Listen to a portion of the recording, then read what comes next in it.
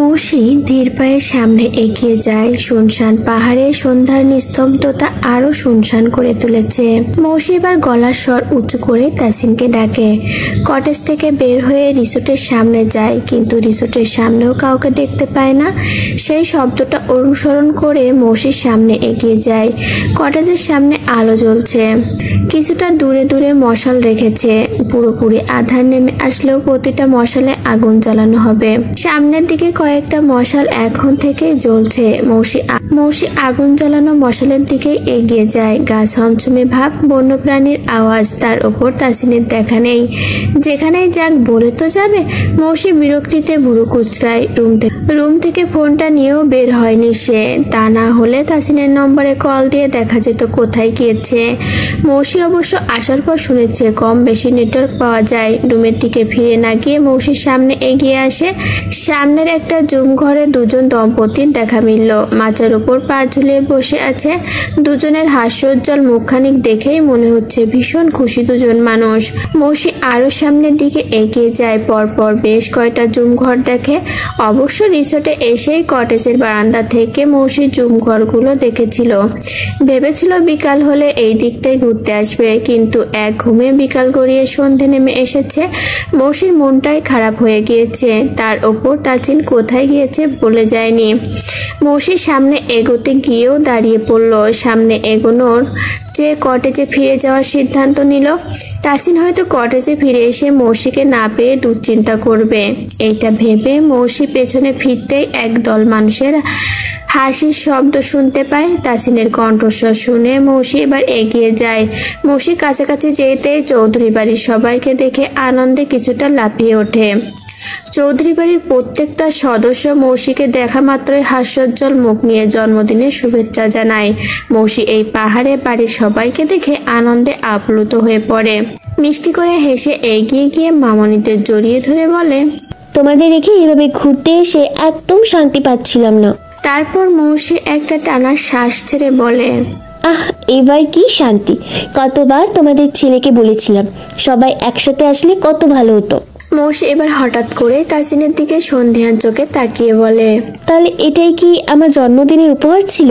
তাসিন একপাশে দাঁড়িয়ে মাথা দোলায়। তাসিনের ছোট চাচু হেসে বলেন, ঢাকায় ব্যাক করে আরো উপহার আছে মা, এইটা তো শুরু মাত্র।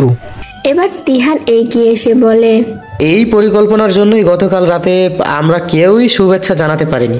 সন্ধ্যা রাতেই সবাই দরজা লক করে বসেছিলাম। পরিকল্পনাটা কতটা সিরিয়াস ছিল ভাবতে পারছো? মৌসি একগাল হেসে বলে, আমি সত্যি ভীষণ অবাক হয়েছি। এমন একটা সারপ্রাইজ পাবো কল্পনাও করিনি। কতদিনের ইচ্ছা ছিল সবাইকে নিয়ে ঘুরতে যাবো, কিন্তু সময় সুযোগ করেই কেউ উঠতে পারে না। ফাইনালি সবাই একসাথে পাহাড়ে। স্বপ্ন লাগছে। মৌসির খুশি থেকে তাসিনের মনে প্রশান্তির হাওয়া বয়ে যায়। পাশেই তিহান, বিহান, নিশান, মাহিম বারবিকিউ এর আয়োজন করছে। সাথে আফিয়া, রোশনি আর নওশিন সাহায্য করছে। তাসিনের ইচ্ছে ছিল একটু পরে কটেজে ফিরে গিয়ে মৌসির চোখ বেঁধে এই জুম ঘরে নিয়ে এসে সারপ্রাইজ দেবে, কিন্তু এই মেয়েটা সারপ্রাইজ নষ্ট করার ওস্তাদ। মৌসি তাসিনের দিকে তাকিয়ে সন্তুষ্টিজনক হাসি দেয়। তাসিনের পাশে এসে দাঁড়িয়ে চাপা স্বরে বলে, এই সারপ্রাইজটা একটু বেশি সুন্দর ছিল। তাসিন ঠোঁট টিপে হাসে। তাহমিনা চৌধুরীরা খুব উৎফুল্ল মেজাজে গল্পগুজব করছেন। ভোরে উঠেই কোন দিকে যাবে, কি করবে সব আলোচনা করে নেয়। আহসানুল চৌধুরীরা ভাইয়েরা মিলে এক জায়গায় বসে পাহাড়ি জীবনযাপন নিয়ে কথা বলছেন। মৌসি আর তাসিন বারবিকিউ বানানোর ওইখানে গিয়ে বসে। তাসিনদের থেকে কিছুটা দূরে বারবিকিউ আয়োজন করা হয়েছে। মৌসি তাসিনের পাশ ঘেঁষে বসে। গা শিরশির করা বাতাস বইছে। কিছুক্ষণ বসে মৌসি তাসিনকে নিয়ে নিজেদের কটেজে যায়। তাসিন একটা শাল ব্যাগ নিয়েছিল, সেইটাই নিতে কটেজের দিকে যাচ্ছে। জুম ঘর থেকে একটু আড়াল হয়ে তাসিন মৌসিকে বাহুতে আগলে নেয়। দুজন পায়ে পা মিলিয়ে একে অপরকে আঁকড়ে ধরে কটেজের দিকে যায়। কটেজে ঢুকে মৌসি শালটা বের করে বাইরে বেরিয়ে আসছিল। তাসিন মৌসির হাত টেনে ধরে রুমের দরজা লক করে দেয়। মৌসি ভুরু উঁচিয়ে শুধায়, কি? তাসিন মৌসিকে নিয়ে বারান্দায় আসে। নিজের গায়ে শালটা জড়িয়ে নিয়ে মৌসিকে পেছন থেকে দুই বাহুর বন্ধনে আবদ্ধ করে নেয়। দুজনে একই শালের মধ্যে একে অপরের উষ্ণতায় সুন্দর কিছু মুহূর্ত কাটায়। কটেজের পুরো বারান্দা জুড়ে তাসিন মৌসির কোমর জড়িয়ে ধরে পা জোড়া নিজের পায়ের ওপরে নিয়ে হেঁটে বেড়ায়। মৌসির নাকে নাক ঘেঁষে দিয়ে মৌসির কপালে গাঢ় করে চুমু খায়। মৌসি তাসিনের গলা জড়িয়ে ধরে বলে, আমার এই নাকের সাথে এত যুদ্ধ করো কেন?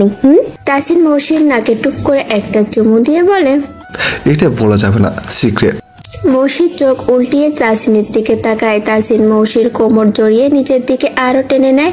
গভীর দৃষ্টিতে মৌসির ঠোঁটের দিকে তাকিয়ে ঝুঁকে আসতেই দরজায় নক করার শব্দ বয়। তাসিনের বিরক্তিমাখা মুখটা দেখে মৌসি ফিক করে হেসে ফেলে। মৌসি হেসে বলে, কি আসলো দেখি?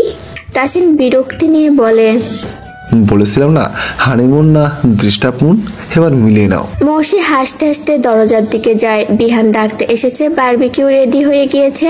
মৌসিরা জুম ঘরে গিয়ে বাড়ির সবাই মিলে আড্ডা দিল, রাতের খাবার খেলো। জুম ঘর থেকে সময় কাটিয়ে সবাই ভাগাভাগি করে রিসোর্টের কটেজে উঠলো। তাসিন সবাইকে তাড়াতাড়ি ঘুমিয়ে পড়ে ভোরের দিকে উঠতে বলে। আগামীকাল সারাদিন ঘুরে রাতে আবার ঢাকায় ব্যাক করবে, তাই সবাই দ্রুতই ঘুমোতে গেল। মৌসির ভোরেই ঘুম ভেঙেছে। মৌসি উঠে তাসিনকে ডেকে বারান্দায় গিয়ে দাঁড়ায়। তাসিন হু শব্দ করে আবার ঘুমে তলিয়ে গিয়েছে। তাসিন আগে প্রায় পাহাড়ে আসতো, কিন্তু মৌসির খুব একটা আশা হতো না। ফিল্ম ইন্ডাস্ট্রিতে এসে পাহাড়ি এলাকায় কিছু মুভি শুটিং করেছে, তবে ঘুরে দেখার খুব একটা সময় পেত না। মনে করতো শুটিং শেষ করে অনেক ঘুরবে, তারপর বাড়ি যাবে, কিন্তু শুটিং শেষ করার মুহূর্তেই বাড়ি যাওয়ার জন্য ছুটত। তাই সেইভাবে একাকী পাহাড়ে সময় কাটানো হয়নি। এইবারের সময়টা যেন অন্যরকম এক অনুভূতি নিয়ে ঘেরা। মৌসি ঘাড় বাঁকা করে তাসিনের ঘুমান্ত মুখটা দেখে। ক্ষণিকের মধ্যে আবার শুটিংয়ের কথা মনে পড়ে যায়। কি বলে তাসিনকে ম্যানেজ করবে, কোনো কিছু তার ভাবনায় আসে না। মনে মনে কত কিছু ভাবে, কোনোটাই নিজের কাছে জুৎসই লাগে না। এর মধ্যে তাসিন উঠে যায়। মৌসি ফ্রেশ হয়ে রেডি হয়ে নেয়। বাড়ির সবাই একত্রে হয়ে সূর্য ওঠা দেখে। আফিয়াকে মিরিঞ্জা ভ্যালিতে ঘুরিয়ে দেখায়। আফিয়ার মনটা ভালো রাখার জন্য মৌসি আলাদা করে আফিয়াকে সময় দেয়। মৌসি শুটিংয়ের হাস্যকর কাহিনীগুলো শেয়ার করে। সব মিলিয়ে খুব সুন্দর সময় কাটায়। তাসিন মৌসিকে নিয়ে নিজের মতো করে একটু ঘোরে। দুজন সুন্দর সময় কাটায়। পরিবারের সাথেও একত্রে পুরো একটা দিন কাটিয়ে সন্ধ্যার আগেই ঢাকার উদ্দেশ্যে রওনা দেয়। ঢাকায় ফিরে তিহান তন্নির সাথে দেখা করে। তন্নিকে নিয়ে ঘুরতে বের হয়। তিহানের ইচ্ছে করছিল তন্নিকেও সঙ্গে নিতে, কিন্তু নিজে থেকে সাহস করে উঠতে পারেনি, তাই আর তন্নিকে সঙ্গে নেওয়া হয়নি। ঢাকায় ব্যাক করে হাতে পুরো একদিন সময় পেয়েছে, তাই তন্নিকে নিয়ে বেরিয়ে পড়েছে। গন্তব্য পদ্মা নদী। তন্নি নদীর পাড় ভীষণ পছন্দ, তাই নদীর পাড়েই এসে দাঁড়ায়। তন্নিকে আশপাশটা ঘুরে দেখায়। নদীর পাড়ে দাঁড়িয়ে সূর্যাস্ত দেখে। ক্লান্তি ছাড়াই পুরো দিনটা তন্নিকে দেয়। সারা রাত জার্নি করে এসে সকালে 2 ঘন্টা মতো ঘুমিয়ে বাড়ি থেকে বের হয়ে আসে সে। তারপর বাইরে একটু কাজ সেরে তন্নিকে নিয়ে বের হয়। অন্যরকম কিছু মুহূর্ত কাটায়। হাসে, অভিমান করে, মুখ ভার করে, আবার একে অপরের হাসিয়ে মুহূর্তটা হাস্যোজ্জ্বল তৈরি করে নেয়। এইভাবে দুজন পুরো একটা দিন পার করে। লোবনা কাগজপত্রগুলো জমা দিয়ে কিছুক্ষণ হচ্ছে বাড়ি ফিরেছে। বাড়ি ফিরেই লানাপকে কল দেয়। এতক্ষণ ব্যস্ততার জন্য লানাপের সাথে ঠিকভাবে কথা বলতে পারেনি সে।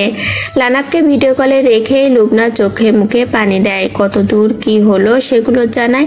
লানাপের অপেক্ষার পাগলামি ভরা কথাগুলো শুনে মুস্কি হাসে। আরো কিছু সময় লাগবে বলে লানাপকে অপেক্ষা করতে বলে।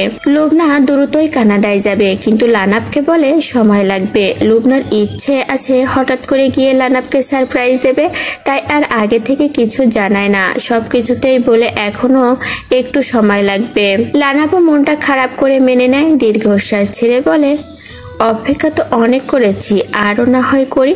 তোমার জন্য অপেক্ষা করতে মন্দ লাগে না, আমাদের আরো কিছু অপেক্ষা চলুক। লুবনা বুঝতে পারে লানাপের মন খারাপ হচ্ছে, তবুও কিছু বলে না। এখনকার এই মন খারাপটুকু কয়দিন পর ভুলিয়ে দিয়ে দ্বিগুণ সুখ দেবে, তাই লানাপের মন খারাপ হতে দেখেও কিছু বলে না। খুব শীঘ্রই লুবনা তার লানাপের কাছে যাবে। রাত 12টা বেজে 21 মিনিট। তাসিন আর মৌসি ফুটপাত ধরে হাঁটছে। তাসিনের হাতের মুঠোয় মৌসির হাত। দুজন ফুটপাত ধরে হাঁটছে, আর তারা ফুটপাতে শুয়ে আছে। তাদের শুকনো খাবার দিচ্ছে। আর যারা ফুটপাতে শুয়ে আছে তাদের শুকনো খাবার দিচ্ছে। ছোট বাচ্চারা ফুটপাতে খেলা করছে। মৌসি তাদের ডেকে পাশে বসিয়ে নিয়ে কথা বলে, একসাথে ঝালমুড়ি আইসক্রিম খায়, বাচ্চাগুলোর সাথে কিছু সময় কাটায়। তারপর কিছুটা পথ সামনে গিয়ে তাসিন ফুটপাতের ধারে মৌসিকে নিয়ে বসে। দুজনে নিরিবিলিতে বসে রাতের শহর উপভোগ করে, কত শত গল্প করে, সামনের দিনগুলো নিয়ে কিছু পরিকল্পনা করে। যত সম্ভব তাসিনের সামনের মাসে দেশের বাইরে যেতে হবে সেইটা নিয়েও কথা বলে। এই অসহায় মানুষগুলোর জন্য কিছু করার পরিকল্পনা করে। দুজন একত্রে সুন্দর কিছু স্বপ্ন সাজায়। মৌসি মুগ্ধ চোখে তাসিনের স্বপ্নগুলোর বাস্তবে রূপ নেওয়ার দৃশ্য মনে করে হাসে। তাসিন ভুরু উঁচিয়ে হাসির কারণ জানতে চাইলে মৌসি মাথা নাড়ায়। তাসিন বসা থেকে উঠে রিক্সা নেয়, তারপর নিজের শহরটা রিক্সা নিয়ে ঘোরে। তাসিনকে পুরোটা কাছ থেকে যতই দেখেছে মৌসি ততই মুগ্ধ হচ্ছে। এই মানুষটাকে না পেলে এত সুন্দর সুন্দর অনুভূতি কোথায় পেত সে? মৌসি অপলক দৃষ্টিতে তাকিয়ে থেকে তাসিনকে দেখছে। তাসিন অনর্গল কথা বলে যাচ্ছে আর মৌসি মুগ্ধ হয়ে শুনছে, যেন এই মানুষটার জন্য প্রতিটা ক্ষণে নতুন করে প্রেমের জন্ম নিচ্ছে। মৌসি নিজের ছেলে মানুষের চিন্তায় নিজেই হেসে ফেলে। সুপুরুষ বুঝি এমনই হয়, শুধু একবার নয় বারবার তার প্রেমে পড়া যায়। একটু রাত করে তাসিন মৌসিকে নিয়ে বাড়ি ফেরে। বাড়ি ফিরে তাসিন ওয়াশরুমে যায়। মৌসি ফোনটা রুমে রেখে গিয়েছিল। বাড়ি ফিরে ফোন চেক করে দেখে ডিরেক্টর আজমল সাহেব কল দিয়েছেন, সাথে মেসেজও পাঠিয়ে রেখেছেন। সামনের সপ্তাহে শুটিং করতে চাচ্ছেন, হাতে বেশি সময় নেই, অনেকটা সময় নষ্ট হয়েছে, দ্রুতই জানাতে বলেছেন। মৌসি রাতে আর কিছুই জানায়নি। মেসেজে বলে দেয় সকালে কল দিয়ে কথা বলবে। পরের দিন তাসিন বাড়ি থেকে বেরিয়ে গেলে মৌসি হিমেল শিকদারের ফোনে কল দেয়। হিমেল শিকদারকে পুরো বিষয়টা শেয়ার করলে তিনি বলেন, মুভির অর্ধেক শুটিং অলরেডি শেষ। এই মুভিটা নিয়ে ডিরেক্টর, প্রডিউসাররা সবাই খুবই আশাবাদী। সবার কত পরিশ্রম, আর প্রডিউসার সাহেব কয়েক কোটি অলরেডি খরচ করেছেন। এই মাঝামাঝি সময়ে কিভাবে কি করা যায় বলো? তার চেয়ে তাহসিন সাহেবকে একটু বুঝাও, না হলে আমি কি তাহসিন সাহেবের সাথে কথা বলবো? এইটা করলে বিপরীত হতে পারে। আমি কিছু একটা ভেবে ম্যানেজ করার চেষ্টা করছি। ডিরেক্টর সাহেব দ্রুত কাজটা শেষ করতে চাচ্ছেন, সামনে আরো কিছু কাজ আছে। অনেকটা সময় গিয়েছে, শেষ তো করতেই হবে। আচ্ছা, আমি পরে কল ব্যাক করছি। মৌসি কল কেটে চিন্তিত হয়ে বসে রইল। মাথা ভর্তি চিন্তা ভর করেছে, কিভাবে কি করবে বুঝে উঠতে পারছে না সে। এইদিকে ডিরেক্টর সাহেব সামনের সপ্তাহে টিকিট করে ফেলেছে। মৌসি পড়েছে বিরাট এক ঝামেলায়। দুটো দিন কেটে গেল মৌসি তাসিনের সাথে এই বিষয়ে কোনো কথাই বলতে পারলো না। চিন্তায় মৌসির মাথা ব্যথা শুরু হয়ে গিয়েছে। মৌসি কপালে হাত চেপে সন্ধ্যার পর থেকে রুমে শুয়ে আছে। তাসিন আজ তাড়াতাড়ি বাড়ি ফিরেছে। মৌসিকে এইভাবে শুয়ে থাকতে দেখে মৌসির কপালে হাত রাখে, তারপর মৌসিকে শুধায়, শরীর খারাপ লাগছে? মৌসি কপাল থেকে হাত সরিয়ে বলে, মাথাটা হালকা ব্যথা করছে। তাসিন চিন্তিত হয়ে বলে, কখন থেকে ব্যথা শুরু হয়েছে? গত 2 দিন থেকে। ঠিক হয়ে যাবে, চিন্তা করো না। চা করে আনবো? 2 দিন থেকে ব্যথা, আর এখন বলছো চেক আপ করাতে হবে না, তাই না? ঠিক হয়ে যাবে, সমস্যা নেই। এখন ছোট করে একটা চেক আপ করে নাও। সামনের মাসে দেশের বাইরে যাবো, তখন টেস্ট করাবো কিছু। হঠাৎ করেই মৌসির মাথায় একটা অদ্ভুত রকমের বুদ্ধি আসে। আগে পিছে না ভেবেই বলে, আব্বুকে খুব মিস করছি। আব্বুর সাথে দেখা করে আসি, আর কানাডা থেকেই কিছু টেস্ট করিয়ে নিই। সামনের মাসে যাই তাহলে? আব্বুকে খুব বেশি মিস করছি। আমি তোমাকে বলবো ভেবেছিলাম, কিন্তু বলা হচ্ছিল না। আমার খুব আব্বুর কাছে যেতে মন চাচ্ছে। আমার তো মনে হয় সামনের মাস ছাড়া এখন সময় হবে না। আমি এখন যাই, তুমি সামনে মাসে যেও, তারপর তোমার সাথে চলে আসবো না হয়। তুমি এতদিন থাকবে? এত দূরে যাচ্ছি, কয়টা দিন না থাকলে ভালো লাগে নাকি? তাসিন মুখটা মলিন করে বলে, কিন্তু আমি তো মিস করব, মনে হয় না তোমাকে ছাড়া থাকতে পারবো। তাসিনের বলা এই কথাটুকুতেই মৌসির বুক কেঁপে ওঠে। ভীষণ মায়া হয়। তাসিনের কথার পিঠে কোনো কথা বলতে পারে না। মৌসিকে চুপচাপ থাকতে দেখে তাসিন বলে, আচ্ছা যেও, কবে টিকিট কাটবো? মৌসি মনটা খারাপ করেই বলে, আব্বু টিকিট করে দেবে। ফুপাকে বলতে হবে না, কার্ড নিয়ে তুমি টিকিট কেটে ফেলো, বড়ের টাকা খরচ করতে শেখো। এই মুহূর্তে মৌসির সবচেয়ে অসহায় লাগছে, বুকের মধ্যে অসহ এক যন্ত্রণা হচ্ছে। তারপরও কিছু করার নেই, কিন্তু মৌসি নিজের সাথেই প্রতিজ্ঞাবদ্ধ হয় এইটাই তার শেষ সিনেমা, আর কোনো সিনেমাতে চুক্তি করবে না সে। ইন্ডাস্ট্রিতে এইটাই তার শেষ যাত্রা। মৌসি খুব করে চাচ্ছে তাসিনের আড়ালে যেন এইটা ক্লোজ করে ফেলতে পারে, কেননা তাসিনের জানা নেই মৌসি একটা মুভি অর্ধেক করে ব্রেকে আছে। তাই মৌসি তাসিনের আড়ালে বাকি শুটিংটুকু শেষ করে ফিল্মের জগৎ থেকে বিদায় নিবে। মৌসির ইচ্ছে ছিল তাসিনকে পুরোটা শেয়ার করার, কিন্তু পরিস্থিতিটাই ভিন্ন। তাসিন সেদিন সোজাসুজি মৌসিকে তার ইচ্ছে জানিয়ে দিয়েছিল। তারপর থেকে মৌসি আর সাহস করে উঠতে পারেনি। এইটাই এখন একমাত্র রাস্তা, যেটা দ্বারা সব ঝামেলা থেকে একেবারে মুক্তি পেয়ে যাবে। মৌসি নিরিবিলি একটা সময় দেখে বাবার সাথে কথা বলে সবটা শেয়ার করে, এমনকি ফিল্ম ইন্ডাস্ট্রি থেকে একেবারে বিদায় নিয়ে নেবে সেটাও বলে। আর এই বিষয়টা বাড়ির সবাইকে জানাতে নিষেধ করে দেয়, মুনতাহা বেগমকেও যেন কিছু না বলে। তিনিও সবটা শুনে প্রশ্রয় দেন।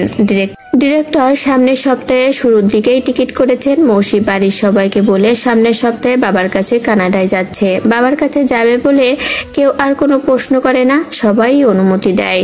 তাসিনের মন খারাপ হলেও তাসিন বুঝতে দেয় না। মৌসিও নিজেকে যথেষ্ট শক্ত রাখে, বুকের মধ্যেখানে বয়ে চলা তোলপাটটা হাসির আড়ালে লুকিয়ে ফেলে। এইভাবে দিন ঘনিয়ে আসে।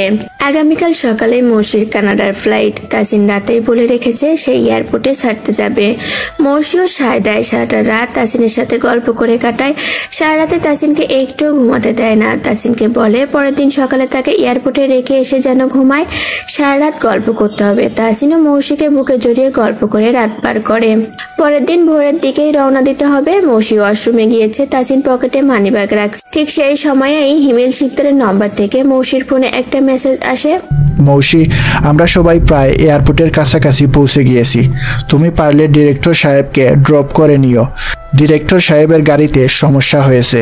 তাসিনের না চাইতেও মেসেজটাই চোখ পড়ে যায়। হঠাৎ করে তাই মাথায় আসে গতকাল বিকেলে দেখা হিমেল শিকদারের পোস্টটা এমন ছিল খুব শীঘ্রই শুটিংয়ে ফিরছেন তিনি, আর শুটিং স্পটটাও কানাডায়।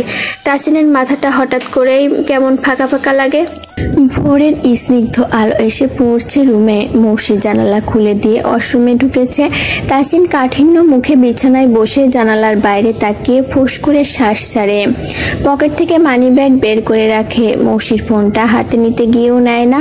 ফোনটার স্ক্রিনে আলো নিভে গিয়েছে, কিন্তু তাসিনের হৃদয়ে জ্বলন্ত এক অগ্নিশিখা জ্বলছে। এক পলকে দেখা মেসেজটা মস্তিষ্কে গেঁথে বুকে তোলপাড় সৃষ্টি করেছে। মৌসি এমন একটা পরিকল্পনা তার সাথে কিভাবে করতে পারলো? কত কিছু যে তাসিনের ভাবনায় আসছে। রাগে অভিমানে পুরো শরীর যেন কেঁপে উঠছে তার। এমন একটা নাটক তার সাথে মৌসি কিভাবে করতে পারলো?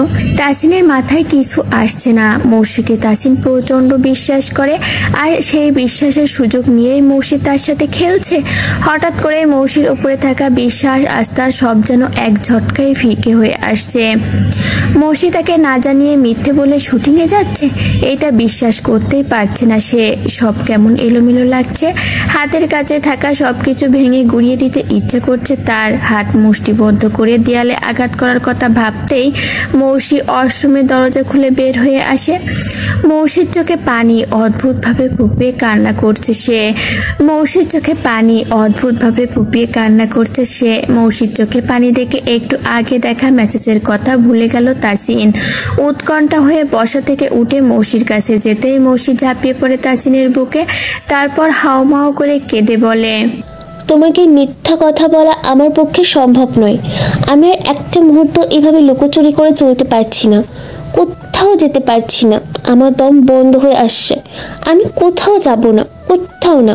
ডিরেক্টর সাহেব যা করে করুক, আমি তোমার সাথে মিথ্যা লুকোচুরি করতে পারবো না। তাসিন মৌসির মুখটা উঁচু করে ব্যাকুল কণ্ঠে বলে, কাঁদছো কেন?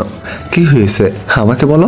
মৌসি নাক টেনে পুরো ঘটনাটা তাসিনকে বলে। তাসিন পুরো কাহিনীটা চুপচাপ শোনে। মৌসি পুরোটা বলে মাথা নিচু করে দাঁড়িয়ে থাকে। তাসিনের একটু আগে হওয়া রাগ অভিমান সব অদৃশ্য হয়ে যায়। 1 বছর আগেও রাগিয়ে জেদি মুখে মুখে তর্ক করা মেয়েটার এত পরিবর্তন দেখে তাসিন ঠোঁট টিপে মনে মনে হাসে। প্রথম দিকে তাসিনকে না জানিয়ে এত কিছু করে ফেলাটা তাসিনের মনে আর ক্ষোভের জায়গা পায় না। মৌসির চোখে টলমল পানি দেখে তাজিন শান্ত হয়ে যায়। একটু আগের ওই ঘটনাটুকু আর মনে রাখে না। তাজিন মৌসিকে পাশে বসিয়ে নিয়ে বলে, এখন কি করতে চাচ্ছ? আমি কিছু বুঝতে পারছি না। প্রডিউসার অনেক টাকা অলরেডি খরচ করে ফেলেছেন, মুভির কাজ অর্ধেক শেষ। এই সময়ে এসে কি করব বুঝতে পারছি না। আমার কাছে এতগুলো টাকাও নেই যে ক্ষতিপূরণ দিব। মৌসি মুখটা কাচমচো করে বসে আছে। মৌসির দিকে তাকিয়ে তাসিন বলে, সব ক্ষতিপূরণ টাকা দেওয়া হয় না। এই মুভিটা তো প্রমোটও এতদিনে হয়েছে কম বেশি, তাই না?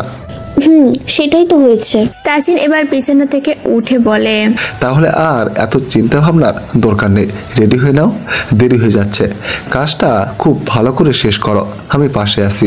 মৌসি একটা সেকেন্ড সময় না নিয়ে এক ঝাঁপে উঠে তাসিনকে শক্ত করে জড়িয়ে ধরে কাঁদতে কাঁদতে বলে, এই ভুল সিদ্ধান্ত নেওয়ার পর থেকে দম বন্ধ হয়ে আসছিল, একটু শান্তি পাচ্ছিলাম না।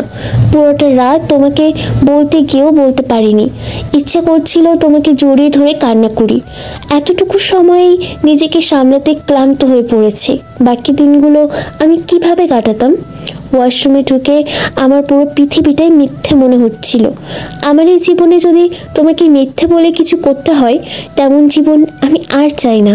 তাসিন মৌসির মাথায় হাত রেখে স্বস্তির শ্বাস ছাড়ে। মৌসিকে শান্ত করার জন্য বলে, নাকের পানি যেভাবে টি শার্টে মাখাচ্ছ, এই টি শার্ট পরে এয়ারপোর্টে গেলে মেয়েরা তাকাবে। মৌসি মুখ খুলে তাসিনের দিকে ভুরু কুঁচকে তাকায়, তারপর নাক টেনে বলে, খুন করে ফেলবো। আর একটাবার এমন কথা বলে দেখো। তাসিন মৌসির কোমর জড়িয়ে বলে, যার এমন মিষ্টি একটা বউ আছে, তার কি এসব করা সাজে? মৌসি তাসিনের মাথায় আঙ্গুল চালিয়ে অভিমানী স্বরে বলে, আমি চলে গেলে আমাকে মিস করবা না, তাই না? তুমি শুধু যাও, দেখো কদিনের মধ্যে হাজির হয়ে যাব। বউ ছেড়ে এত দূরে থাকা সম্ভব নাকি? মৌসি এবার হাসে। তাসিন মৌসির নাক টিপে বলে, দেরি হয়ে যাবে না? মৌসি আলমারি থেকে ড্রেস বের করতে নিয়ে বলে, মন্ত্রীর বইয়ের এইটুকু দেরি তো মেনে নেওয়া যায়, তাই না মন্ত্রী সাহেব? না ম্যাডাম, মেনে নেওয়া যায় না। সময় জ্ঞান ভুলে যাওয়া মন্ত্রীর বইয়ের কাজ নয়। দ্রুত রেডি হও। এখনো কিছু সময় আছে। এয়ারপোর্টে বসে থাকার চেয়ে রুমের মধ্যে বসেই প্রেম করি। বেশি দুষ্ট হয়ে যাচ্ছ, আমি নিচে গেলাম, দ্রুত এসো। অন্যদিন তো নড়তে চাও না, আজ পালাতে চাচ্ছ, ব্যাপারটা কি? আচ্ছা তাই নাও, এবার বসলাম, চেঞ্জ করো। মৌসি একটা উড়ন্ত চুমু ছেড়ে ড্রেস নিয়ে ওয়াশরুমে ঢুকে যায়। তাসিন স্নিগ্ধ একটা হাসি দিয়ে নিচে আসে। আসার আগে উচ্চস্বরে বলে, 5 মিনিটের মধ্যে নিচে নামবা, তা না হলে ফ্লাইট মিস হয়ে যাবে। মৌসি 3 মিনিটের মধ্যে নিচে নেমে আসে। সবার কাছ থেকে বিদায় নিয়ে এয়ারপোর্টের উদ্দেশ্যে বেরিয়ে পড়ে। ডিরেক্টর আজমল সাহেবের সঙ্গে যোগাযোগ করে তাকেও সাথে নিয়ে নেয়। যাওয়ার পথে গল্পগুজব করে। মৌসির ফ্লাইটের পর তাসিন সেখান থেকে সোজা পার্টি অফিসে আসে। ভোরের হওয়া বিশ্রী অনুভূতিটা আর একটা বারও তার মনে উদয় হয়নি, বরং আরও নতুন করে কাঁদুনি মৌসির প্রেমে পড়েছে। তাসিনের মনটা একদিকে ভালো থাকলেও আর একদিকে ভীষণ খারাপ। অনেক কিছু করার থাকলেও অদৃশ্য এক বাঁধনে তার হাত বাঁধা যেন। আফিয়ার ডিভোর্সটা দ্রুত হয়ে যাবে। মুন্নার ডিভোর্স লেটার পাঠানোর কার্যক্রম শুরু করেছে। শুধু আফিয়ার মুখের দিকে তাকিয়ে তাসিন নিজের মতো করে কোনো অ্যাকশন নিতে পারছে না, কিন্তু মনে মনে তাসিন প্রস্তুত আছে। উচিত শিক্ষা আজ না হয় কাল সে দিবেই। তন্ময়ের এক একটা দিন খুব বাজেভাবে যাচ্ছে। কোনো কাজে কর্মে সে স্বস্তি পাচ্ছে না। দম বন্ধ হওয়া অদ্ভুত এক অনুভূতি হচ্ছে তার। এই বিশ্রী অনুভূতিটাই আফিয়ার বিয়ের সময় সে ফেস করছিল। নতুন করে আবার সেই বাজে অনুভূতিটা তাকে গ্রাস করেছে। তার ইচ্ছে করছে দৌড়ে দেশে চলে যায়, কিন্তু বাস্তবতা পুরো ভিন্ন। চাইলেও সবকিছু সম্ভব হয় না। এই যে মায়ের অসুখ, বোনের সুপাত্রের হাতে তুলে দেওয়া, তাদের দায়িত্ব নেওয়া, এইসব থেকে নিজেকে কিভাবে সরিয়ে নেবে সে? তখনও প্রিয় মানুষটাকে নিজের করে রাখা সম্ভব ছিল না। এখনো প্রিয় মানুষটা সবচেয়ে খারাপ সময়টাই ছুটে গিয়ে তার পাশে দাঁড়ানোও তার দ্বারা সম্ভব হচ্ছে না। এই সময়টায় এসে নিজেকে বড্ড অসহায় লাগছে তার। মাঝে মাঝে নিজেকে অদৃশ্য কিছু গালি দিতেও ভুল করছে না সে। শালার দুঃখ ভরা কপাল তো, সব দিকেই দুঃখ। সুখ কি এই জীবনে আর বোঝা হলো না? বুঝ হওয়ার আগে থেকে বাবাকে হারানো, একটু একটু করে বড় হওয়া, আর মায়ের স্ট্রাগল চোখের সামনে দেখা। এত কষ্টের মাঝে বড় হয়েও শালা প্রেম করতে বলেছিল কে? তন্ময় কথাগুলো মনে মনে আওড়ালো আর শক্ত একটা গাছে নিজের হাতে সজোরে ঘুষি মারলো। ব্যথায় একটু আর্তনাদ করলো না সে। হাতের ব্যথার কাছে হৃদয়ের যন্ত্রণাটা অতি তীব্র। হৃদয়ের ব্যথা ছাপিয়ে হাতের ব্যথাটা আর সুবিধা করতে পারলো না। এই যন্ত্রণা বুকে পুষে আরো কিছুদিন পার হয়ে গেল। কানাডায় আসার এক সপ্তাহের মধ্যে মৌসিদের শুটিং শুরু হয়ে গিয়েছে। টানা শুট চলছে। আগে টানা শুট পড়লেই মৌসি কয়েকটা দিন শুট বন্ধ রাখতে বলতো, আর এবার পুরো ভিন্ন একটা সময় কাটাচ্ছে। শুট বন্ধ রাখার কথাই তুলছে না। কাজটা শেষ হলে সে টানা একটা শ্বাস ছাড়বে। মৌসির প্রত্যেকটা শট খুব পারফেক্ট হয়। আজমল সাহেব শুনেছেন মৌসির এইটাই শেষ কাজ, পরবর্তীতে আর কোনো কাজ সে করবে না। এটা শোনার পর থেকে তার মন খারাপ। এই সময় এসে মৌসির মতো একজন অভিনেত্রী পাওয়া খুবই মুশকিল। আর মানুষ হিসেবেও মৌসি চমৎকার একজন মানুষ। মৌসির ফ্যাশন সেন্স খুব ভালো। এত বছরের ডিরেক্টর জীবনে আজমল সাহেব মৌসির মতো অভিনেত্রী খুব কম দেখেছেন, কিন্তু তার কোনো অধিকার নেই মৌসিকে ফিল্ম ইন্ডাস্ট্রিতে রেখে দেওয়ার। মৌসির সিদ্ধান্তকে সম্মান জানাতেই আজমল সাহেব মৌসির সিদ্ধান্তে হ্যাঁ মিলিয়েছেন, কিন্তু তার মধ্যেও একটা চিন্তা কাজ করছে। দারুণ একটা স্ক্রিপ্ট পেয়েছে। মিডিয়া জগতে মৌসির যেমন ঝড় তোলা মার্কেট, এমনটা সচরাচর পাওয়া যাবে না। এইটা নিয়েও তিনি চিন্তায় পড়েছেন।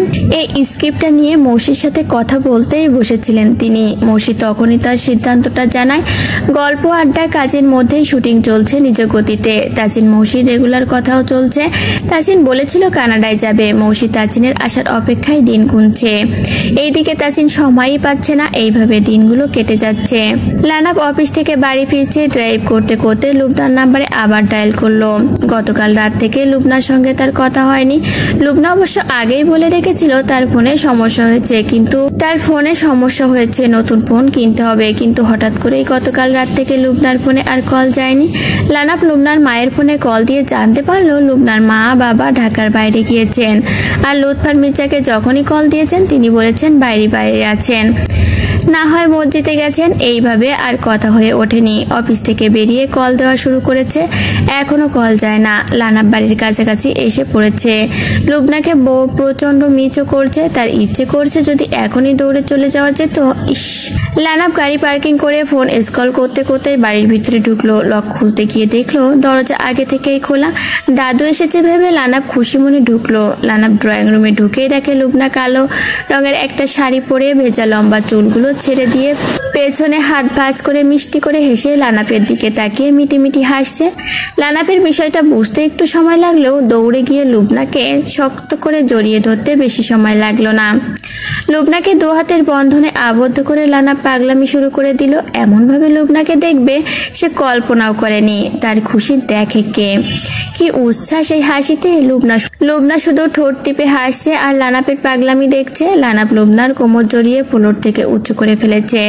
লুবনা লানাপের দিকে ঝুঁকে এসে লানাপের গলা জড়িয়ে ধরে। লানাপের গালে কপালে ঠোঁটে অসংখ্য চুমু খেলো। তারপর লানাপকে বলে, এবার তো নামাও, পড়ে যাব তো। লানাপ লুবনাকে ফ্লোরে নামিয়ে দিয়ে আবারও জড়িয়ে ধরে। লুবনাও এবার লানাপকে শক্ত করে জড়িয়ে ধরে বলে, আগে ফ্রেশ হয়ে খেয়ে নাও, তারপর আদর আহ্লাদ করা যাবে। লানাপ মাথায় হাত দিয়ে বলে, ইস, রান্না করা কোনো খাবার নেই। তুমি কেন যে বলে আসলে না? না বাবা, বলে আসলে এমন সারপ্রাইজ পেতাম না। দাঁড়াও, খাবার অর্ডার করি। লুবনা পিঠময় ছড়ানো চুলগুলো হাত খোপা করতে করতে বলে, কিছু অর্ডার করতে হবে না, আমি রান্না করেছি, তুমি শুধু ফ্রেশ হয়ে আসো, আমার খুব খিদে পেয়েছে। আহারে, তোমাকে কত ক্লান্ত লাগছে। দ্রুত যাও না। লানা 5 মিনিটের মধ্যে ফ্রেশ হয়ে ডাইনিংয়ে চলে আসলো। ততক্ষণে লুবনা ডাইনিংয়ের খাবার দিয়েছে। লানাব নিজের হাতে মেখে লুবনাকে খাইয়ে দিল, সাথে নিজেও খেলো। কতগুলো দিন পর যে সে এমন তৃপ্তি নিয়ে খেলো। মনে মনে আল্লাহর কাছে লাখো কোটি শুকরিয়া আদায় করলো। লানাব লুবনা এখন থেকে নিজেদের সংসার সাজাবে। ছোট্ট একটা ভালোবাসার সংসার হবে তাদের, যেই ভালোবাসার দেয়ালের দিকে তাকালেও বোঝা যাবে এই সংসারে মায়া আছে, ভালোবাসা আছে, তীব্র টান আছে, আর দুজনের খুনসুটিময় ভালোবাসা আছে। চৌধুরী বাড়ির সবাই লিভিং রুমে বসে আছে। রোশনির মা চা বানিয়ে নিয়ে এসে টি টেবিলে রেখে বিস্কুট নিয়ে আসতে গিয়েছেন। এর মধ্যে কলিং বেল বাজার শব্দ শুনে রোশনি উঠে দরজা খুলতে গিয়েছে। রশনি দরজা খুলে দেখে অপরিচিত মানুষ। ওই সময়েই রশনির বাবা বাইরে থেকে বাড়ি ফিরলেন। রশনির বাবা বাবা লোকটাকে দেখে পরিচয় জিজ্ঞাসা করেন। লোকটা তখন নিজের পরিচয় দিয়ে একটা কাগজ বের করে স্বাক্ষর করে দিতে বলেন। রোশনির বাবা বিস্তারিত জেনে স্তব্ধ হয়ে দাঁড়িয়ে থাকেন।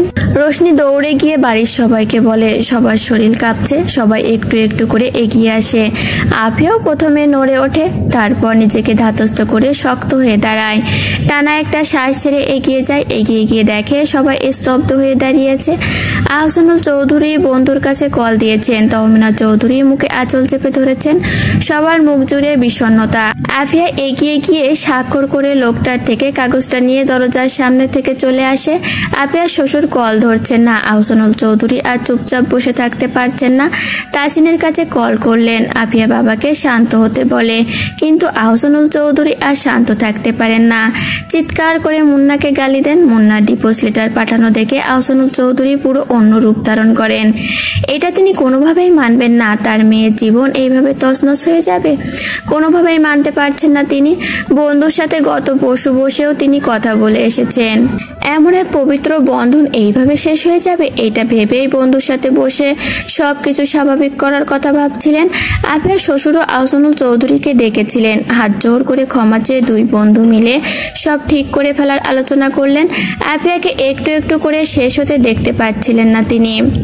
একদিনের মধ্যে সব আবার তছনছ হয়ে গেল। আহসানুল চৌধুরীর মাথায় কোনো কাজ করছে না, বুকের ভিতরে তীব্র যন্ত্রণা হচ্ছে। বাড়ির কারোর মুখের দিকে তাকানো যাচ্ছে না। তহমিনা চৌধুরী পুরো স্তব্ধ হয়ে গেছেন। বাড়ির সবার মুখ ভার, কারো মুখে কোনো শব্দ আসছে না। আফিয়া কাগজটা নিয়ে নিজের রুমে চলে গিয়েছে। দরজা বন্ধ করে খামটা পুরোপুরি খুলে দরজায় পিঠ ঠেকিয়ে কাগজটা বুকে জড়িয়ে ধরে মুখে ওড়না চেপে ডুকরে কেঁদে উঠে সে। ভেতরে এই যন্ত্রণাটা কাউকে বোঝানোর নয়, তার ভেতরটা চিরে যাচ্ছে যেন। আফিয়া কাঁদতে কাঁদতে দরজা ঘেঁষেই ফ্লোরে বসে পড়ে। শরীরে যেন তার আর কোনো শক্তি নেই, পুরো দেহ অসাড় হয়ে আসছে। মুন্নার মুখটা মনে করে আফিয়ার কান্নার বেগ তীব্র থেকে তীব্রতর হয়। আফিয়া কোনোভাবেই নিজেকে সামলাতে পারে না, বুক ভেঙে হাউমাউ করে কেঁদে ওঠে। কিছু সময়ের মধ্যে আফিয়া নিচ থেকে চিৎকার শুনতে পায়। আফিয়া ফ্লোর থেকে উঠে বসতে বসতে রোশনির কান্না ভেজা কণ্ঠস্বর শোনা যায়। আপার বড় আপু স্ট্রোক করেছেন, তুমি তাড়াতাড়ি এসো। আফিয়া ডিভোর্স লেটারটা ফেলে ফ্লোর থেকে উঠে দৌড়ে সিঁড়ি ভেঙে নেমে দেখে আহসানুল চৌধুরী ফ্লোরে লুটিয়ে পড়ে আছেন। আর মেজো চাচা, ছোট চাচা, তিহান সবাই আহসানুল চৌধুরীকে পাঁচকোলা করে তুলেছে। তখনই তাসিন বাড়ির মধ্যে ঢুকছে। বাবার এই অবস্থা দেখে তাসিন সহ ধরে আহসানুল চৌধুরীকে দ্রুত হসপিটালে নিয়ে যায়। টানা 4 দিন হসপিটালে থাকার পর আজ আহসানুল চৌধুরীকে নিয়ে সবাই বাড়ি ফিরছে। প্রথম দিকে যে ক্রাইসিস ছিল এখন অনেকটাই বিপদমুক্ত। সময় মতো হসপিটালে পৌঁছাতে না পারলে বড় কিছু হয়ে যাওয়ার সম্ভাবনা ছিল। এখনো আহসানুল চৌধুরীর মুখের বাপাসটা বাঁকা হয়ে আছে। ডক্টর বলেছেন পুরোপুরি সুস্থ হতে সময় লাগবে। এক ঝটকায় চৌধুরী বাড়ি নিষ্প্রাণ হয়ে উঠেছিল যেন। একের পর এক ঝড়। বাবার এমন অবস্থায় আফিয়া আলাদা করে আর ওই বিষয়টা নিয়ে মন খারাপের সময় পেল না। প্রতিটা মুহূর্তই বাবার জন্য বুক পাহাড় হয়ে রইল। বাবার এমন পরিস্থিতিতে আফিয়া যেন হঠাৎ করে আরো শক্ত হয়ে গেল। চিন্তা ভাবনাগুলো পরিবর্তন হতে থাকলো। ভিতরে একটা আলাদা রকম জিদ তৈরি হলো। 4টা দিনের মধ্যে বাবার পাশ থেকে নড়ল না। পুরোটা সময় বাবার পাশে বসে রইল। সবাই বাড়ি গেলেও আফিয়া শান্ত দৃষ্টিতে খুব স্বাভাবিকভাবেই পুরোটা সামলালো। তার বাবাকেও সাহস দিল, তাকে নিয়ে এত চিন্তা করতে নিষেধ করলো। মেয়েকে স্বাভাবিক থাকতে দেখে আহসানুল চৌধুরী ধীরে ধীরে কিছুটা সুস্থ হলেন। মৌসি খবরটা পেয়ে তখনই ইমার্জেন্সি টিকিট কেটে চলে আসছিল। তাসিন আসতে না করে অল্প কিছুদিনের মধ্যে শুটিং শেষ হয়ে যাবে। আর ডক্টর ভালো ফিডব্যাক দিয়েছেন। তাসিনের কথা শুনে মৌসি টিকিট কাটা বাতিল করে দিল। কিন্তু নিজের মনের কাছে প্রচন্ড খারাপ লাগছিল। আফিয়ার এমন দিন, তার উপর বাড়ির এই পরিস্থিতি, সব মিলিয়েই কোনোভাবে সে শান্তি পাচ্ছিল না। তাই দুর্ঘটনার পরের দিন তাসিনকে আবার বলে। তাসিন আর না করে না। শুটিং কয়েকদিনের জন্য অফ রেখে রাতের ফ্লাইটে বাংলাদেশে আসে। মৌসি এয়ারপোর্ট থেকে সোজা হসপিটালে যায়। হসপিটালে গিয়ে আফিয়াকে জড়িয়ে ধরে ডুকরে কেঁদে ওঠে। আফিয়া মৌসির মাথায় হাত বুলিয়ে দিয়ে বলে, বোকামি, কাঁদছো কেন? বাবা সুস্থ হয়ে যাবেন। ডক্টর আঙ্কেল বলেছেন খুব দ্রুত আমরা বাবাকে বাড়ি নিয়ে যেতে পারবো। তুমি এভাবে কেঁদো না। মৌসি আফিয়াকে জড়িয়ে ধরে ভাবতে লাগলো, যার বুকে এত ব্যথা সে অন্যজনকে কত সুন্দর করে বুঝিয়ে সান্ত্বনা দিচ্ছে। এই মানুষটার জীবনই এলোমেলো হওয়ার ছিল। আফিয়া হসপিটাল থেকে বাড়ি ফিরে ওয়াশরুমে ঢুকেছে। নিজের রুমে ঢুকে ডিভোর্স লেটারটা আবারও চোখে পড়তেই মনটা গুড়িয়ে যায়। অষ্টমে গিয়ে সময় নিয়ে গোসল করে, শাওয়ার ছেড়ে ঘন্টার পর ঘন্টা দাঁড়িয়ে থাকে। শরীরের ক্লান্তিটা দূর করতে পারলেও মনের গ্লানিটুকু দূর হয় না। জীবনের হিসেব মিলাতে গিয়েও মুখ থুবড়ে পড়ে। আসিয়া আকপিস অনেক কিছু ভাবে, নিজেকে অনেকটা সময় দেয়, তারপর একটা সিদ্ধান্তে পৌঁছায়। অষ্টম থেকে বের হয়ে ডিভোর্স লেটারটা নিয়ে সাইন করে দেয়। তারপর তৈরি হয়ে ডিভোর্স লেটারটা হ্যান্ডব্যাগে নিয়ে বাড়ি থেকে বের হয়। আধা ঘন্টার মধ্যে আফিয়া মুন্নার অফিসের সামনে পৌঁছে যায়। খামটা মুন্নার অফিসের দারোয়ানের হাতে দিয়ে আফিয়া চলে আসে।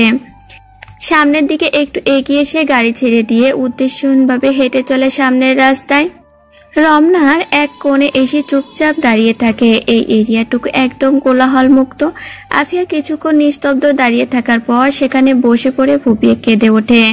অঝরে চোখের পানি ঝরে, বুকটা মোচড় দিয়ে ওঠে তার। শত স্মৃতি মস্তিষ্কে ঘুরপাক করতে থাকে। আসলে কি তার জীবনটা এমন হওয়ার কথা ছিল?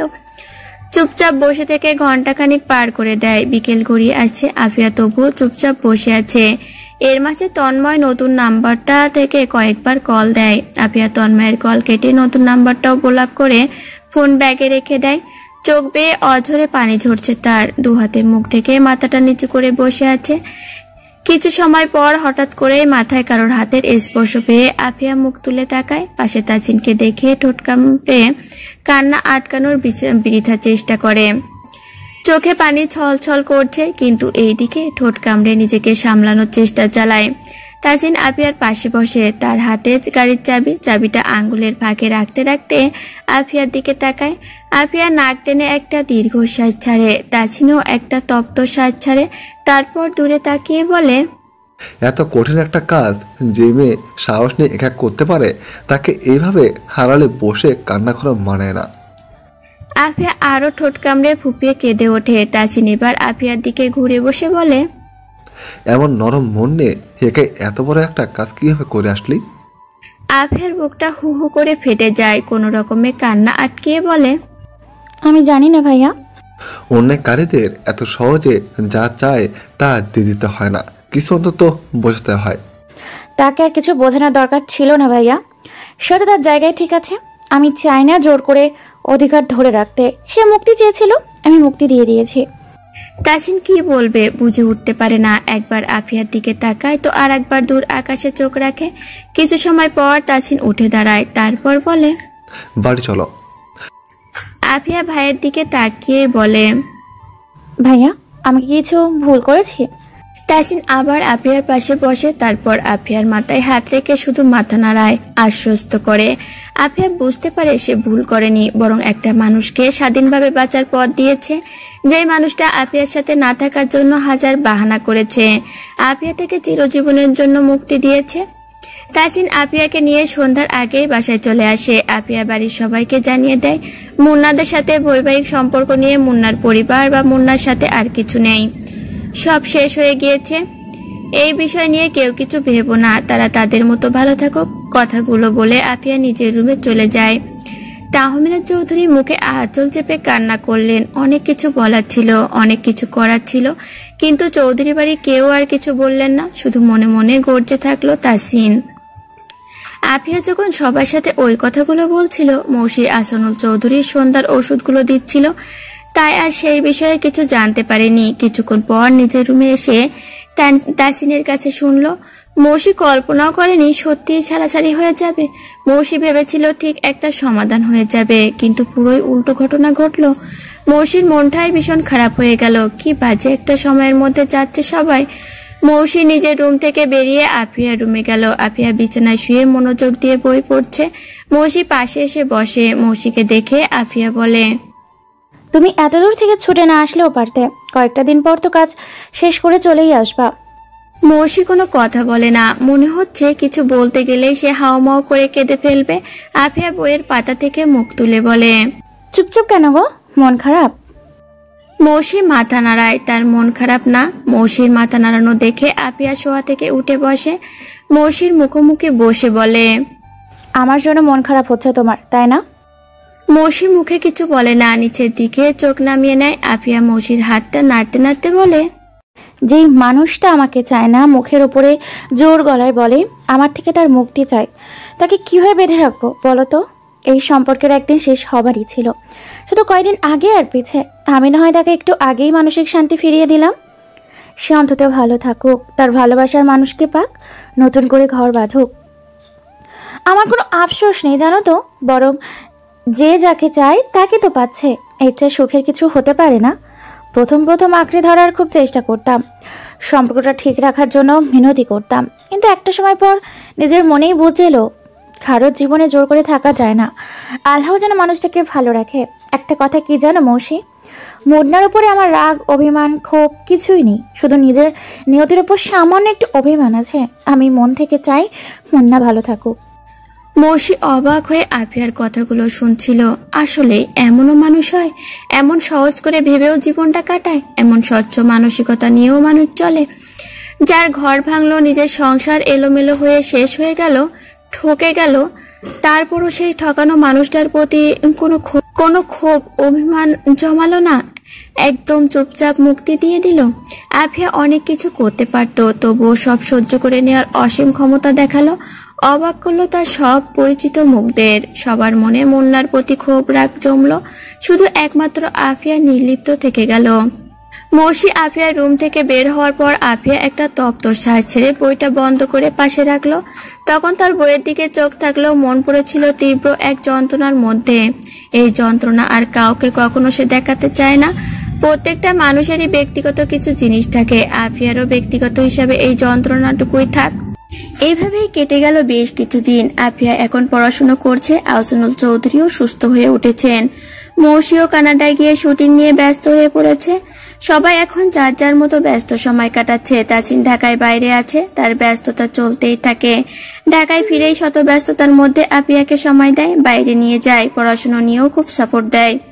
রাতে বাড়ি ফিরে আফিয়াকে রান্নাঘরে ডেকে নিয়ে এসে এইটা সেটা বানিয়ে দিতে বলে, সাথে তাসিনও কাটাকুটি করে দেয়। রশনিকে টেনে নিয়ে আসে। তাসিন যথেষ্ট চেষ্টা করে আফিয়া সুন্দর একটা জীবন দেওয়ার। আফিয়া যত শক্ত হয়ে চলাফেরা করুক না কেন, তার ভেতরে যে সবসময় একটা ঝড় বয়ে চলে সেটা বাড়ির লোকের বুঝতে বাকি থাকে না। তাই সবাই মিলে বাড়িটা সবসময় হই হুল্লোড় করে রাখার চেষ্টা করে। বাড়ি মাতানোর জন্য তোয়া, জুই, বিহান, রোশনি তো আছেই, সাথে এখন যুক্ত হয়েছে তাসিন। বাইরের কাজ সামলেও বাড়িতে অনেকটা সময় দেয়। আর তার সাথে দিন গণে মৌসির ফিরে আসার। মৌসি জানে তাসিনের দেশে অনেক কাজ, এখন তার দেশের বাইরে আসার কোনো রকম সুযোগ নেই। মৌসি আর সপ্তাহখানেকের মধ্যেও শুটিং শেষ হবে। মৌসি খুব আশায় ছিল তাসিন আসবে, কিন্তু যেদিন শুনেছে তাসিনের এখন আসা হবে না, সেদিন থেকেই মৌসির মনটা খারাপ। এই মন খারাপ নিয়েই শুটিং এর বিরতির সময় বসে মৌসি ফেসবুকে স্ক্রল করছিল। তখনই তন্ময়ের দেওয়া একটা স্টোরি চেক করছিল। এই স্টোরিটা দেখে মৌসির মনটা আরও খারাপ হয়ে গেল। সিদ্ধান্ত নিল শুট শেষ করে কাল একবার তন্ময়ের ওখানে যাবে। আর তো বেশি দিন সে এখানে নেই, দেশে চলে যাবে। তন্ময়ের সাথে আবার কবে দেখা হবে তার ঠিক নেই। শুটিং সেটে বসেই মৌসি ভেবে রাখলো তন্ময়কে না জানিয়েই কাল যাবে। অবশ্য কাল তন্ময়ের অফ ডেও আছে, ভালোই হবে, যেই ভাবা সেই কাজ। পরের দিন খুব সকালে শুটিং ছিল। মৌসি শুটিং শেষ করে সেট থেকে বেরিয়ে সোজা তন্ময়ের বাসায় গেল। মৌসির বাবার কিছু অফিসিয়াল কাজ আছে, তা না হলে মৌসির সাথে তিনিও যেতেন। গত সপ্তাহে মৌসি লানাবদের বাড়িতে গিয়েছিল, সেটের সবার দাওয়াত ছিল। সেদিন সবাই খুব সুন্দর সময় পার করেছে। লানাব, লুবনাও প্রায় মৌসিদের শুটিং সেটের লোকেশন জেনে নিয়ে সেখানে পৌঁছে যায়। লুবনা সময় কাটানোর জন্য কাছাকাছি শুটিং হলে প্রায় প্রতিদিনই চলে আসে। আজ মৌসি যাচ্ছে তন্ময়ের বাসায়, সঙ্গে আচ্ছাকে নিয়েছে। তন্ময়ের অবশ্য বাসায় থাকারই কথা ছিল, কিন্তু মৌসি গিয়ে তন্ময়কে পেল না। তন্ময়ের এক রুমমেট ছিল, তার কাছ থেকে জানতে পারলো তন্ময় সুপার শপে গিয়েছে, মিনিট 10-এর মধ্যে চলে আসবে। ভিতরে এসে বসতে বলে সে, রান্নাঘরে ব্যস্ত হয়ে পড়ল। তন্ময় বাসা চেঞ্জ করেছে। এই বাসাটা মৌসিদের বাসা থেকে 15 কিলো দূরত্বের। মৌসি ড্রয়িং রুমে এসে বসে, বারবার ঘড়ির দিকে তাকায়। 10 মিনিট পার হয়ে গিয়েছে, আরো 12 মিনিট আগে। আচ্ছা বসে বসে ফোন টিপছে। মৌসি এবার তন্ময়ের ফোনে কল দিল, কিন্তু দুর্ভাগ্যবশত ফোনটা ড্রয়িং রুমেই বেজে উঠলো। তন্ময় বাসাতেই ফোনটা রেখে গিয়েছে। মৌসি বসা থেকে উঠে দাঁড়ায়, বাসাটা ঘুরে দেখে। বাসাটা বেশ গোছালো, রুমগুলোও বেশ বড় বড়। মৌসি ঘুরে ঘুরে সব দেখে। মৌসি বাসাটা ঘুরে দেখতে দেখতে একটা রুমের সামনে এসে থমকে দাঁড়িয়ে পড়ে। দরজার বাইরে থেকেই দেখে দেওয়ালে টানানো একটা স্কুল ড্রেস পড়ুয়া হাস্যোজ্জ্বল মুখে দাঁড়িয়ে এক কিশোরীর ছবি টানানো। কি প্রাণোচ্ছল হাসি সেই মুখটা। এই হাস্যোজ্জ্বল কিশোরীটিকে চিনতে 1 সেকেন্ডও সময় লাগলো না মৌসির। মৌসি কেমন নির্বাক হয়ে চেয়ে রইল, মাথাটা কেমন ফাঁকা ফাঁকা লাগছে তার। এর মধ্যে তন্ময় এসে পড়ে। তন্ময়ের কণ্ঠস্বর শুনে মৌসি ড্রয়িং রুমের দিকে এগিয়ে আসে। তন্ময় মৌসিকে দেখে খুশি হয়, তাকে না জানিয়ে আসার জন্য একটু বকাও দেয়। প্রথম দিক থেকেই তন্ময় মৌসিকে ছোট বোনের মতো স্নেহ করে। মৌসি মস্তিষ্কে এখন অন্য কিছু চলছে। তন্ময়ের কথা খুব একটা মাথায় ঢুকছে না তার। তন্ময় কফি বানাতে বানাতে অনর্গল কথা বলে যাচ্ছে। সুপার শপের পাশেই একটা বন্ধুর সাথে দেখা হয়েছিল, তাই আসতে দেরি হলো। এই সব কথাই মৌসিকে বলে। মৌসির কিছুই যেন শুনতে ইচ্ছে করছে না, সোজা শোধাতে ইচ্ছে করছে। আফিয়া আপুর ফ্রেমবন্দি ছবি আপনার কাছে কেন তন্ময় ভাই? তন্ময় ভাই কি বলবে তখন? তন্ময় ভাই কি বলবে? মৌসি, তোমার আফিয়া আপুকে ভীষণ ভালোবাসতাম। মৌসি আর কিছু ভাবতে পারছে না। তাসিনের বলা কথাগুলো তার মাথায় বিদ্যুৎ বেগে ধরা দিচ্ছে। তন্ময় ভাইয়ের গার্লফ্রেন্ডের নাকি বিয়ে হয়ে গিয়েছিল। সেই গার্লফ্রেন্ডই কি আফিয়া আপু? মৌসির খুব ইচ্ছে করছিল তন্ময়কে কিছু জিজ্ঞেস করতে, কিন্তু কোনো এক অদৃশ্য ভাবনা মৌসিকে জিজ্ঞেস করতে দিল না। মৌসি তন্ময়ের সাথে দেখা করে গল্পগুজব করে বাসায় আসার জন্য উঠছিল। তন্ময় তখন বলে, তাসিনের কাছে শুনেছিলাম তোমার কিছুদিনের মধ্যে শ্যুট শেষ হয়ে যাবে, দ্রুতই দেশে ফিরবা, তাই তন্নির জন্য কিছু কেনাকাটা করেছিলাম। আমার তো এখন দেশে যাওয়ার দেরি আছে, তাই ওর জন্য কিছু জিনিস পাঠাতাম। 2-1 দিনের মধ্যে তোমার ওখানে যেতাম, তুমি আসলে ভালোই হলো। ভাইয়া আপনি ভালো আছেন?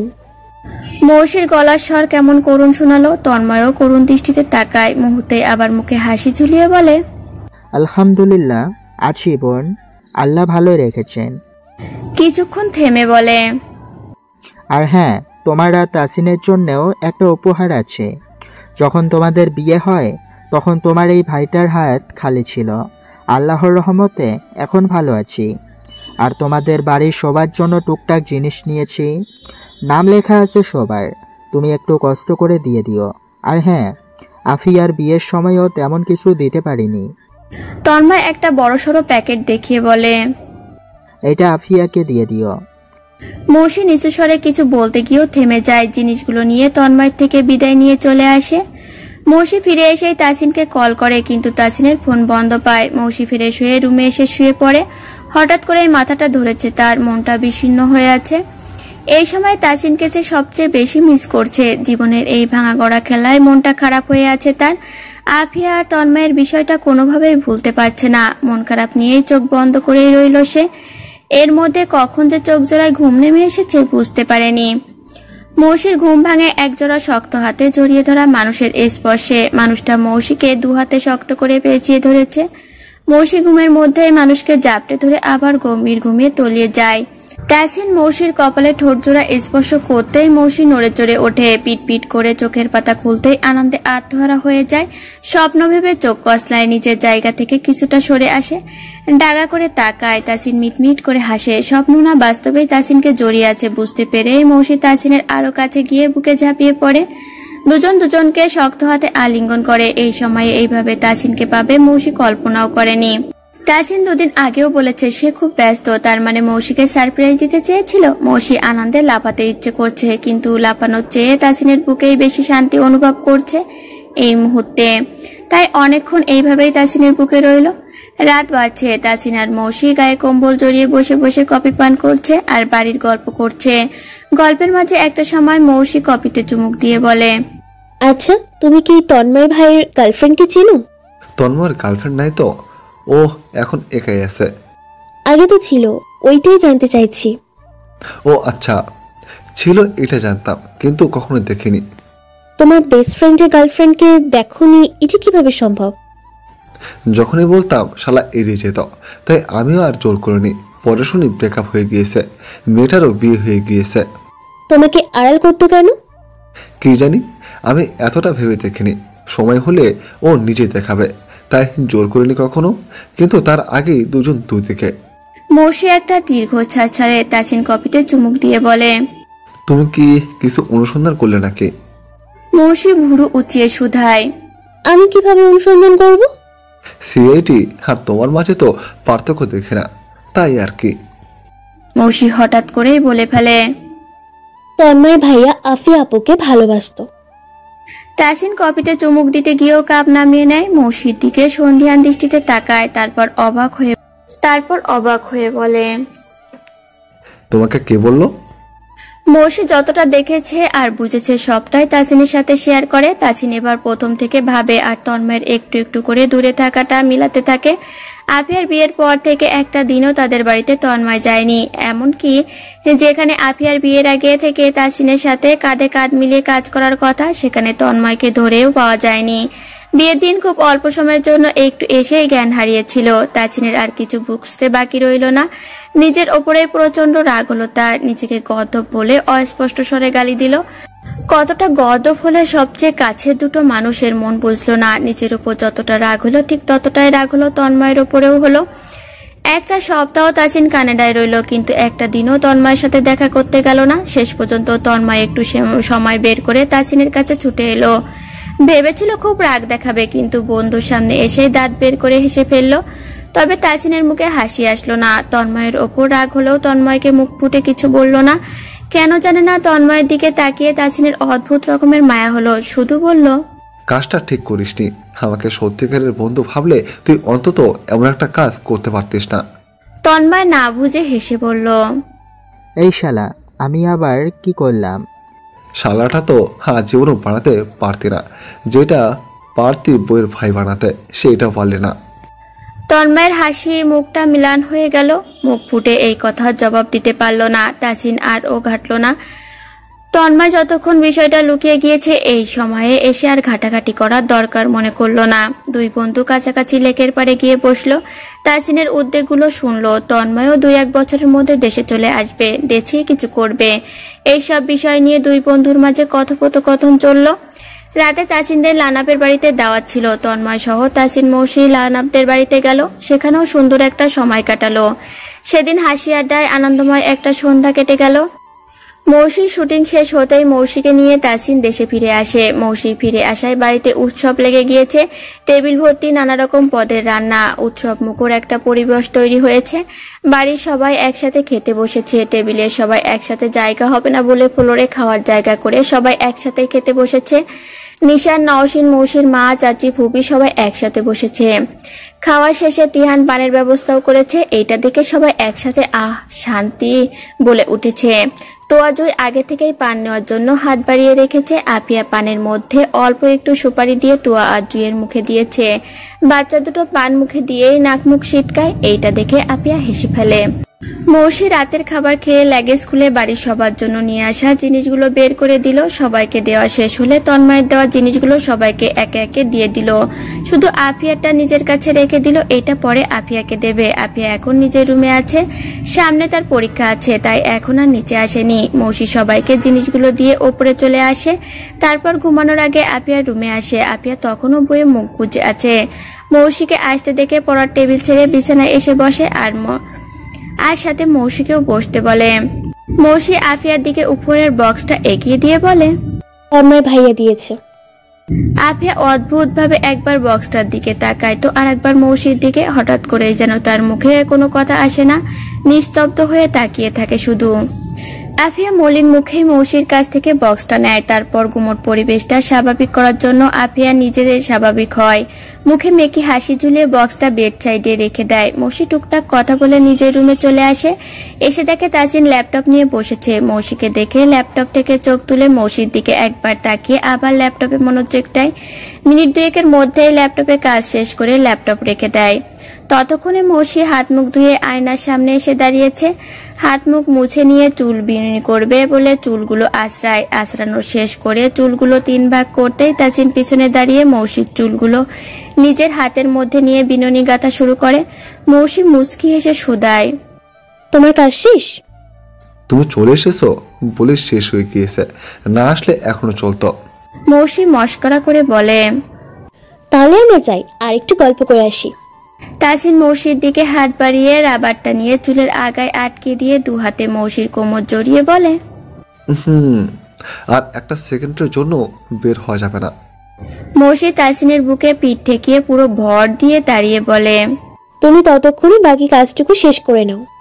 তাসিন মৌসির কাঁধে থুতনি গুজে দিয়ে বলে, এই বাঁধন সকালের আগে আর আলগা হচ্ছে না। কোথাও যাওয়ার হলে এইভাবেই চলো। মৌসি মিটমিট করে হাসে, হাসে থামিয়ে তাসিনের দিকে ফিরে তাসিনকে জড়িয়ে ধরে তাসিনের বুকে মুখ গুজে বলে, এই যে আমিও ধরলাম আর ছাড়ছি না। তাসিন মৌসিকে বুকে জড়িয়ে পুরো ঘরময় পায়চারি করে। পায়চারি করার মাঝেই বারবার মৌসির কপালে ঠোঁট স্পর্শ করে, কপালে মাথায় অসংখ্য চুমুতে ভরিয়ে দেয়। মৌসি এক হাতে তাসিনের গলা জড়িয়ে ধরে, আর এক হাতে তাসিনের এক হাত ধরে মাথা দোলায়। তাসিনও এক হাতে মৌসির কোমর জড়িয়ে আর এক হাতের মৌসি হাতটা শক্ত করে ধরে। গল্পের এক পর্যায়ে তাসিন বলে, তোমার নেক্সট মুভির লোকেশন কোথায়? মৌসি তাসিনের গলাটা আর একটু জড়িয়ে নিয়ে তাসিনের চোখে চোখ রেখে বলে, মন্ত্রী সাহেবের রুমে। তাসিন ভুরু কুঁচকে বলে, মানে? মনে হচ্ছে আপনার বউ আর ইন্ডাস্ট্রিতে নেই, সে পুরোপুরি সিনেমা জগৎ থেকে অবসর নিয়েছে। তাসিন বড্ড অবাক হলো, অবাক হয়েই শুধালো, কি হয়েছে? কেউ কিছু বলেছে? কই না তো। তাহলে? এই সিদ্ধান্ত বিয়ের পরপরই নিয়েছিলাম, আর কোনো মুভিতে চুক্তিবদ্ধ হচ্ছি না, আর তোমার অপছন্দের কোনো কাজও করছি না, অনেক করেছি।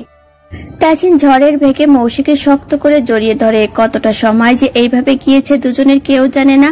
তাসিনের ভেতরে অন্যরকম এক অনুভূতির ছোঁয়া, সুখ সুখ এক অনুভূতি, অন্যরকম শান্তিময় এক ভালো লাগায় বুকে শান্তি অনুভব করছে। মৌসি নিজেও বুঝতে পারছে তাসিন কতটা খুশি হয়েছে। তাসিনের খুশি অনুভব করে মৌসিও শান্তি পেল। হাসি, আনন্দ, মন খারাপ, ভালো লাগা সবকিছুর মিশ্রণে কেটে যায় 2 বছর। এই 2 বছরে চৌধুরী বাড়িতে অনেক পরিবর্তন এসেছে। আফিয়ার মেয়েটা এখন শক্ত হয়েছে, বিসিএস পিলিতে টিকেছে, এখন লিখিত পরীক্ষার প্রস্তুতি নিচ্ছে। আফিয়ার এমন সাফল্যের বাড়ির সবাই ভীষণ আনন্দিত। আফিয়ার বাড়ির সবার কাছ থেকে মেন্টালি সাপোর্ট পায়।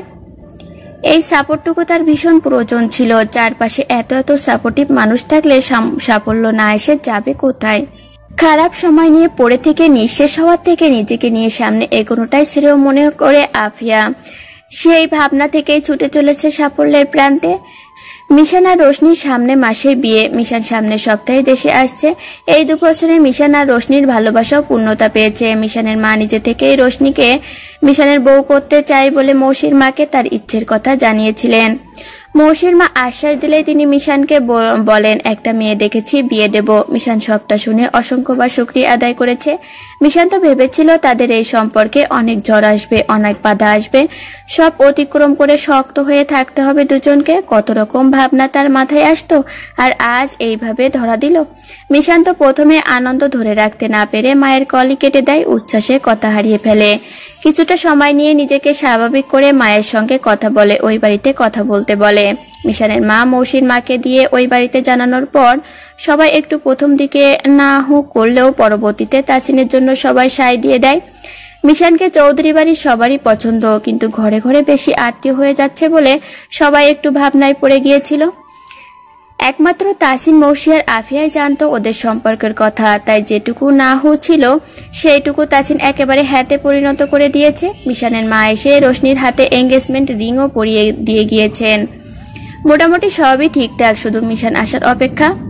এর মধ্যে তিয়ানো বিয়ে করে নেওয়ার সিদ্ধান্ত নিয়েছিল, কিন্তু তন্নির মা আবার অসুস্থ হওয়াতেই তন্নি এখন না করে দেয়। তাই তিহানো বাড়িতে এখনো জানায়নি। আগের মতোই তাদের সবটা এগোচ্ছে, টক মিষ্টি সুন্দর একটা মিষ্টি সম্পর্ক, যে সম্পর্কে দুটো মানুষই কমফোর্ট ফিল করে, একে অপরের ভরসা হয়ে মানসিক শান্তি দেয়। তন্নির মা অবশ্য অনেক আগেই টের পেয়েছে, তাই সরাসরি না বলে তন্নিকে বলেন, আমি তো অসুস্থ, এই আছি এই নেই, কেউ পছন্দের থাকলে বিয়ে করে নে, চিন্তা মুক্ত হয়। তন্নি তখন কপট রাগ নিয়ে বলে, তোমাকে চিন্তা মুক্ত করতে গিয়ে নিজে চিন্তায় পড়তে হবে না মা। তন্নির মা অবাক হয়ে বলেন, তোর আবার কিসের চিন্তা হবে? তোমার মেয়েকে কি বিয়ে করে এখানে ফেলে রাখবে? তোমাকে এখানে একা রেখে গেলে আমার চিন্তা হবে না? সে আমি একা থাকতে পারবো, তুই বরং তোর পছন্দ থাকলে বল। আগে তোমার ছেলেকে বিয়ে দাও, ঘরে ভাবি আসুক, তোমাকে ভাবির দায়িত্বে দিয়ে আমার যেখানে যাওয়ার যাব। তন্নির মা তখন ভাবনায় পড়েন। এই কথার উত্তর খুঁজে আর তিনি পান না। এইদিকে তন্ময়ও নিজের বিয়ের কথা বলে না, বোনটা বড় হচ্ছে সেইটা নিয়েও এখনো কিছু বলে না। ছেলেটা যে কি করছে তন্নির মায়ের ভাবনার মাঝেই তন্ময় কল দেয়। তন্নির মা ফোন রিসিভ করে হ্যালো বলে, আর তন্নি রান্নাঘরের দিকে যায়। তিহান আজ খিচুড়ি খেতে চেয়েছে, সেইটাই রান্না করবে এখন। তন্ময় খবর পেয়েছে আফিয়া প্রিলিমিনারিতে চান্স পেয়েছে, টিকেছে। আফিয়া বরাবরই মেধাবী ছাত্রী আর প্রচুর পরিশ্রম করতে পারে। এই পরিশ্রমই তাকে একদিন অনেক দূরে নিয়ে যাবে। তন্ময় নতুন করে আর নতুন কোনো নাম্বার থেকে আফিয়াকে কল করেনি। আফিয়াকে নিজের মতো করে থাকতে দিয়েছে আর দূর থেকে মানানো সম্ভব হয়ে ওঠে না। আফিয়ার কথা তাকে তন্ময় দয়া দেখাতে চায়, কিন্তু তন্ময় তো জানে আফিয়ার জন্য তার ভেতরে কতটা জায়গা, তারপরও বোঝাতে গিয়ে ব্যর্থ হয় সে। তাই যা করার একেবারে দেশে গিয়েই করবে সে, সেই আশায় দিন গুনে আছে আর আফিয়ার সফলতায় আনন্দিত হচ্ছে। লুবনা গত মাসে দেশে এসে বেরিয়ে গিয়েছে। লুবনাদের ফুটফুটে একটা পুত্র সন্তান হয়েছে।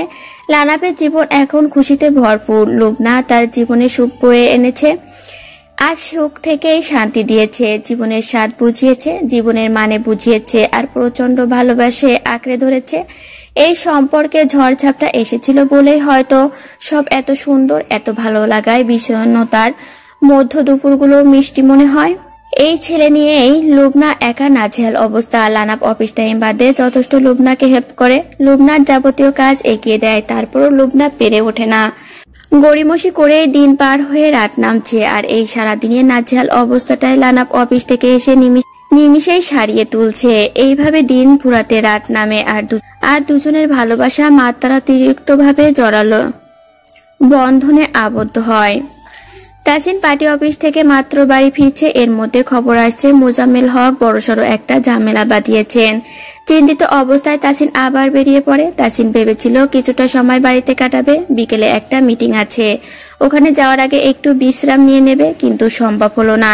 ছুটতে হলো আবার। এই ছুটাছুটি আর থামবে না। মৌসি মাঝে মাঝে বলে, এত ছুটো না তো। তখন তাসিন উত্তর দেয়, যত দিন ছুটবা ততদিনই জীবনটা উপভোগ করতে পারবা। যেদিন ছুটে চলা শেষ হয়ে যাবে সেদিন জীবনও ফুরিয়ে যাবে। তাই ছুটতে হবে, থামা যাবে না। কথা তো গোছানোই থাকে। তাসিন মৃদু হেসে বলে, কথা গোছানো না থাকলে বউকে পটাবো কিভাবে? আজকাল বউও পটাতে হয়।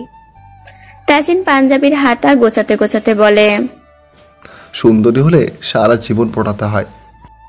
তুমি কিন্তু এখানে সুন্দরদের প্রমোট করলে। আরে না, একটা কথা বোঝো, প্রত্যেকটা সুপুরুষের কাছে তার বউ সুন্দরী। আমি অবশ্যই সুপুরুষের কাতারে পড়ি, তাই আমার কাছে আমার বউ ভীষণ সুন্দরী এক রমণী। থাক, আর পটাতে হবে না। তাসিন তখন মুচকি হেসে মৌসির কপালে গাঢ় করে চুমু দিয়ে হাসতে হাসতে বেরিয়ে পড়ে। মিশান দেশে আসার উপলক্ষে রোশনি একটা গিফট কেনার জন্য তন্নিকে নিয়ে বের হয়। রোশনির অনেক দিনের আশা মিশান যেদিন আসবে মিশানকে একটা ঘড়ি গিফট করবে, সেইটাই আজ কিনতে যাচ্ছে। গিফট কিনে বাড়ি আসার সময় মেঘনা চাইতেই বৃষ্টির দেখা মিলল যেন। রোশনি তন্নিকে নিয়ে একটা কফি শপে ঢুকলো। একটা ফাঁকা টেবিলে বসতে গিয়ে সেখানে সেই মেয়েটাকে দেখতে পেল, যেই মেয়েকে পরীক্ষার সময় মুন্নার সঙ্গে রোশনিরা দেখেছিল। তন্নি রোশনি দুজনেরই চোখে সেই মেয়েটার দিকে। দুজনেই মেয়েটার দিকে তাকাচ্ছে, একবার তো আর একবার দুজন দুজনের দিকে তাকাচ্ছে। রোশনি তন্নির হাত ধরে মেয়েটার টেবিলের দিকে এগিয়ে গেল।